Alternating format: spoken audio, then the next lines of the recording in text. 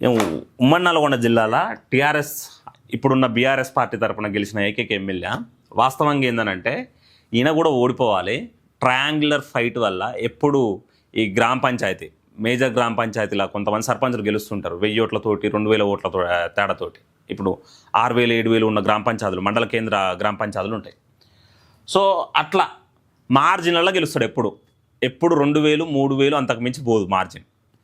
ఇక్కడ ఈ ట్రయాంగులర్ ఫైట్ల లబ్ధి పొందుతూ ఈరోజు అధికారం లేకపోయే కారణంగా నిస్సహాయతల ఏం మాట్లాడుతుండో అర్థం కాకుండా మాట్లాడుతుండు.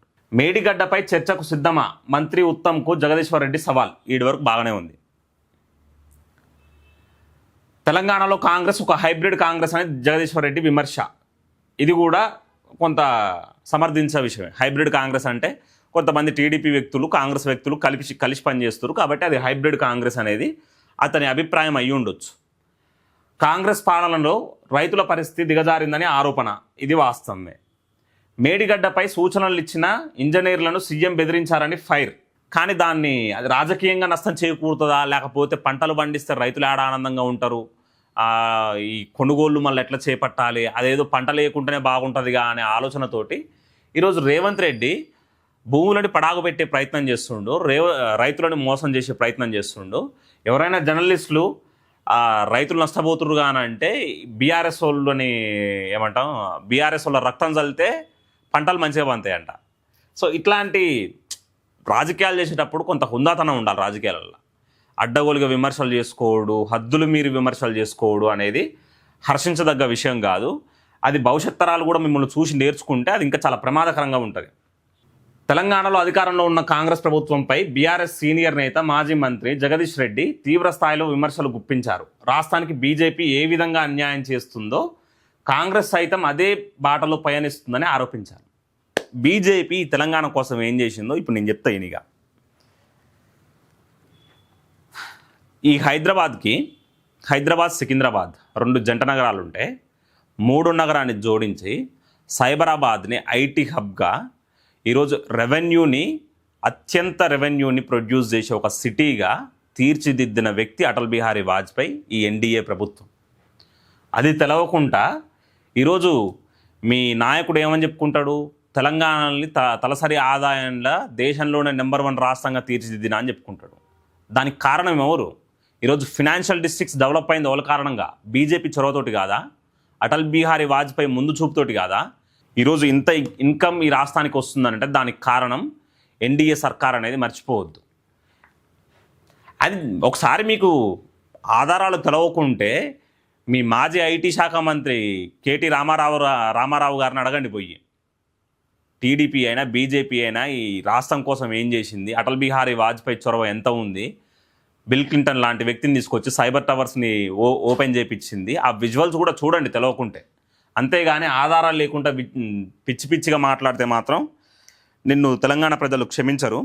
అదేవిధంగా ఈ కారిడార్, ఈ కనెక్టివిటీ ఏదైతే ఉందో నేషనల్ హైవేస్ని అత్యంత వేగంగా డెవలప్ చేసిన వ్యక్తి అటల్ బిహారీ వాజ్పేయి గారు. ఇంకా చాలా ఉన్నాయి. హైదరాబాద్లో ఉన్న సైబరాబాద్కి గ్లోబల్ ఐటీ హబ్గా గుర్తింపు తెచ్చిన వ్యక్తి అటల్ బిహారీ వాజ్పేయి. టెలికాం లిబరలైజేషన్ ద్వారా టెలికాం పాలసీని రద్దు చేసి డేటాని అత్యంత తేలికగా అత్యంత తక్కువ ధరకి పొందేలా చేసిన వ్యక్తి అటల్ బిహారీ వాజ్పేయి. సర్వశిక్ష అభియాన్ 2001లో ఆ పథకాన్ని తీసుకురావడం ద్వారా తెలంగాణలో ఇంతకుముందు స్కూల్ డ్రాప్అవుట్స్ చాలా ఎక్కువ మంది ఉండే. పిల్లలను చదివించకుండా పనులకు పంపేటోళ్ళు. సర్వశిక్ష అభియాన్ తీసుకురావడం ద్వారా ప్రైమరీ ఎడ్యుకేషన్ని మ్యాండేటరీ చేసి డ్రాప్అవుట్స్ని తగ్గించిన వ్యక్తి అటల్ బిహారీ వాజ్పేయి. దానివల్ల ఎక్కువ లబ్ధి చేకూరింది కూడా హర్యానా, తెలంగాణ, బీహార్ ఇట్లాంటి రాష్ట్రాలకే అనేది ఒకసారి నీకు తెలవకుండా పోయి స్టాటిస్టిక్స్ చూడు. అలాగే ఈరోజు మోదీ సర్కార్ ఏం చేస్తుందంటే కాకతీయ మెగా టెక్స్టైల్ పార్క్ వాళ్ళు తీసుకొచ్చారు, బీజేపీ కాదా ఇచ్చింది. అదేవిధంగా జహీరాబాద్ ఈ టెక్స్టైల్ పార్క్ను తీసుకొచ్చింది వాళ్ళు నరేంద్ర మోదీ గారే కదా. అంతెందుకు, నిన్న కాక మొన్న రైల్వే శాఖ మంత్రి వచ్చి చాలా స్పష్టంగా చెప్పిన మాట ఏంది, Mumbai Ahmedabad bullet train project తర్వాత హైదరాబాద్ సెంట్రిక్గా హైదరాబాద్లో 3 బుల్లెట్ ట్రైన్ కారిడార్లని నిర్మించబోతున్నాం అని చాలా స్పష్టంగా చెప్పిండు. అంటే బీజేపీ ఏం చేయకుండానే తెలంగాణ ఇంత అభివృద్ధి అవుతుందా? ఒకసారి ఆలోచించాలి. ఈరోజు హైదరాబాద్ నుంచి సికింద్రాబాద్ రైల్వే స్టేషన్ నుంచి డైరెక్ట్ బెంగళూరుకి, చెన్నైకి, పూణేకి, అక్కడి నుంచి ముంబైకి ఇంత కనెక్టివిటీని చేస్తుంటే దీని ద్వారా పరిసర జిల్లాలు కూడా అభివృద్ధి చెందుతున్నాయి, కనెక్టివిటీ పెరుగుతుంది అనేది ఆ మాత్రం జ్ఞానం లేకుండా ఇష్టం వచ్చినట్టు ఆరోపణలు చేస్తే ఎట్లా? అదేవిధంగా ఈ 7వ తారీఖు నాడు ఈ సపరేట్ కోల్ బ్లాక్ను కూడా కేటాయించింది కేంద్ర ప్రభుత్వమే కదా. వేలంపాట లేకుండా కోల్ బ్లాక్ని కేటాయించడం సుమారు 15 ఏళ్ల తర్వాత మొదటిసారి జరిగింది. అది సింగరేణికి లబ్ధి చేకూరుతుంటే మీ కళ్ళ నిప్పులు ఎందుకు పోసుకుంటారు? ఒకసారి ప్రజలంతా ఆలోచించాలి. ప్రజలు చూస్తురన్న భయంతోటన్నా మాట్లాడేటప్పుడు కొంత ఆలోచించి మాట్లాడాలి. బీబీ నగర్కి ఎయిమ్స్ని అలాట్ చేసింది ఎవరు? ఎన్డీఏ సర్కారే కదా.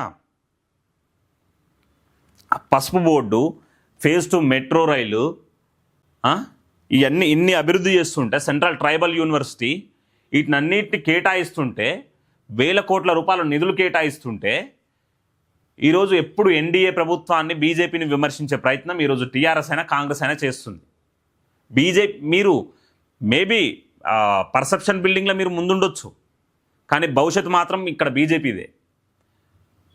చాలా చోట్ల 0 స్థానాల నుంచి ఒక్క స్థానం కూడా రాని రాష్ట్రాలలో ఈరోజు అధికారంలోకి వచ్చింది బీజేపీ. 1984లో ఈ దేశంలో 2 స్థానాలు బీజేపీకి వస్తే అందులో ఒకటి వరంగల్ ప్రాంతం నుంచి ఉంది. సో బీజేపీ రానున్న కాలంలో తప్పకుండా అధికారంలోకి వస్తుంది. ఇన్ని పనులు చేసినాక కూడా ఇంకా బీజేపీని ఎందుకు విమర్శిస్తారో అర్థం కాదు.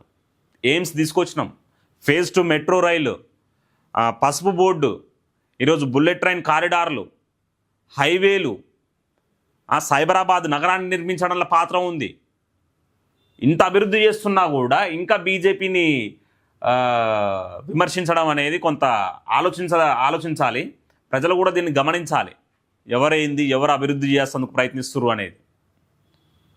ఇదే బీజేపీ పార్టీ కదా 1996 లోక్సభ ఎన్నికల ముందు మేనిఫెస్టోలో ఒక్క ఓటు 2 రాష్ట్రాలనే విధానాన్ని తీసుకొచ్చింది.